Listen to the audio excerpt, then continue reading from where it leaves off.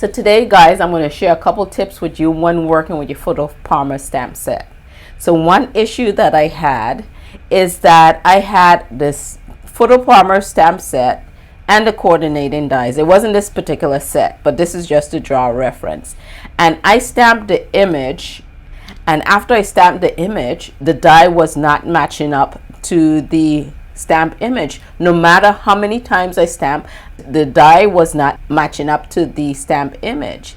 So I had to call customer service to say, hey, look, I think I got a faulty set because the die is not matching up with the stamp image. And I've tried several times and it's just not lining up.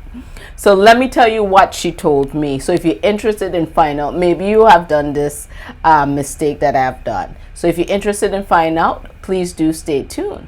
Welcome. For those of you who are new to my channel, my name is Claudette with Miss Puff Creative Corner. So let's jump into that issue and my dilemma and how I solve it and what I was doing wrong. So when you get these Photopolymer stamps, they are very stretchy. All right, very pliable. So when you have the image, and I'm going to show you right here. All right, so we're going to use this particular image right here. All right, so once you have your image, I'm going to take my stamp and I position it on my block. Okay, then when I get it positioned, I go ahead and ink it up. Then go ahead and stamp it down on my cardstock. Next, I bring in the coordinating die and see it was not lining up. So what I did is I went ahead and stretched that Photopolymer. I put it in a unnatural position, and so it did not line up with the die because this have a curve to it. So what you want to do is take the actual Photopolymer stamp, just rest it down, and then put it on top of a surface, and it takes its natural form. And then you want to go ahead and put your block over it.